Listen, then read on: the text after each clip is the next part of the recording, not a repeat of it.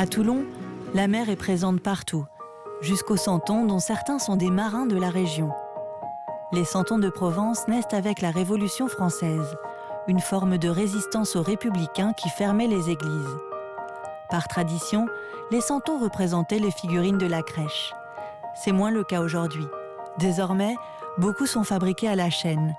Mais à Toulon, il existe encore quelques artisans, à l'image de Bernadette, qui les réalisent à la main, comme autrefois. Je sais faire que ça, le santon. Je suis tombée dedans quand j'étais petite, puisque, suivant la légende familiale, quand avec ma sœur, on était pas sages, on nous envoyait à l'atelier avec mon père. Mon père nous disait « Prends un santon, amuse-toi ». Et donc, de tout temps, moi j'ai toujours fait des santons avec mon père, des cassés pour commencer, jusqu'après avoir continué à faire des vrais santons pas cassés que je pouvais vendre avec lui sur les foires après.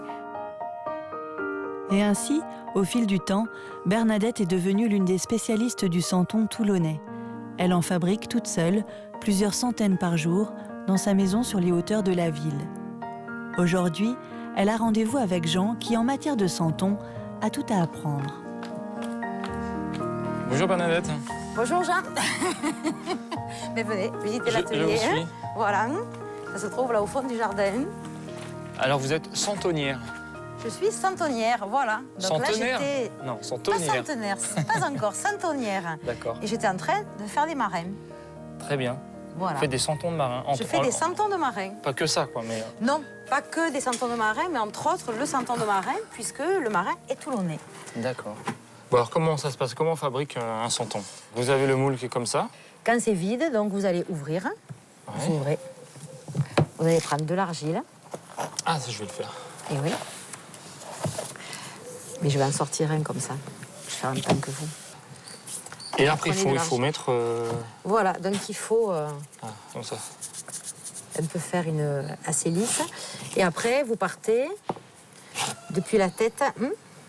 Il faut bien appuyer pour bien rentrer dans tous les détails. Et après, c'est la surprise quand on les ouvre, des fois, qu'on n'a pas mis assez de terre. Ah oui, ça, Et il y faut a bien des creux. appuyer, quoi. Voilà, il faut bien appuyer. Et chaque santon est fait comme ça.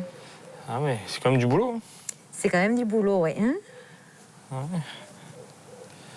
Voilà. voilà, il faut appuyer. Et voilà, D'accord. il y est. Et là, vous allez le prendre par le socle et le soulever pour le sortir. Le soulever, comme ça? Oui, délicatement, en tirant par le socle, là. Les pieds viennent. Ouais, mais il y a tout qui va venir.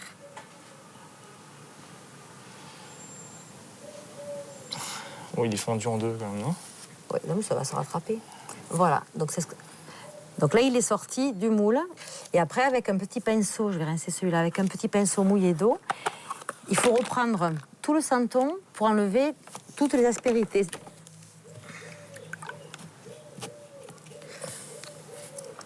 Voilà, Ça se tout mange, reprendre. l'argile? C'est très bon, l'argile, oui. L'argile, la peinture. Ça, c'est des tiques de Vous mangez la santon. terre. C'est des tiques de santonnier, ça va plus vite que d'essuyer, même pour la peinture, ça va plus vite que d'essuyer sur un chiffon. Ma mère hurlait, et mon père, quand on faisait ça, mais c'est beaucoup plus rapide. D'accord. De toute façon, c'est des manies, ça, de... Ah! Mais ça c'est permet... dégoûtant, Bernadette. Oui, Manger je sais. Manger de la terre, quoi. Mais pour la peinture, c'est pareil. Hein. Voilà, donc là, il est bon à passer au four. Bon, bah, Donc- je vais finir mon pot avant. Ben, celui-là, il faut le prendre pour l'amener au four. Comme ça, on va mettre un four en train. Alors, attention les têtes. Moi, j'ai l'habitude. Donc voilà, ben maintenant, il faut le faire cuire. Donc, il ne reste plus qu'à ouvrir le four. Et le rajouter sur les santons qui sont déjà prêts à cuire. Ah ouais, vous Donc, les... j'ai déjà commencé à en mettre. Vous faites comme ça? Voilà. Celui-là, vous le posez là. Et... Ah oui, va il change de revenir couleur autrement. ensuite avec la cuisson. Voilà. Et après, il ne reste plus qu'à refermer le four.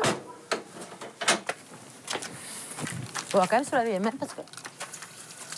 De ça, maintenant votre santon est cuit. Oui. Voilà.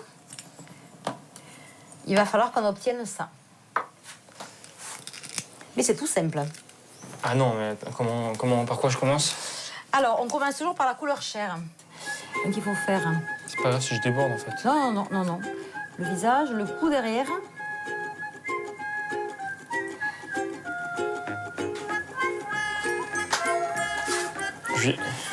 Voilà, j'ai fini. On va pas le peindre. Ah, mais la peinture aussi, on dirait la bouche. Oui, je Il y sais. a un problème, là. Hein. C'est des manies.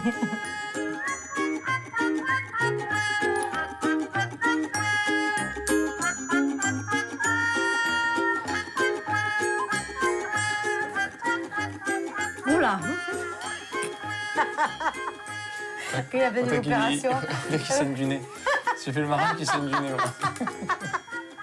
Et du coup, chacun, après, il a un peu... chaque santon a une expression différente, parce que le pinceau ne tombe jamais pareil. Donc, il y en a des Moi, plus grimaçants que d'autres. Hein. Il n'y a que des gros yeux. Ouais. Celui-là, l'œil au beurre noir. Ouh, il est gâté, lui.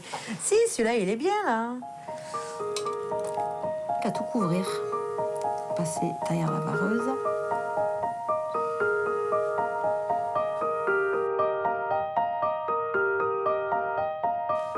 Bon, ben moi, On je va trouve, rester la santon. je trouve que mon santon, il prend forme, il est presque fini. Et merci beaucoup pour cette leçon. J'ai appris plein de choses, c'est très intéressant. Et Ouais, en fait, j'espère que ça vous a comment... plu, oui. Ah ouais, beaucoup. Et alors, pour conclure, qu'est-ce qu'on peut dire? Le secret d'un bon santonnier, c'est de savoir bien lécher son pinceau et manger de la terre. Tout à fait.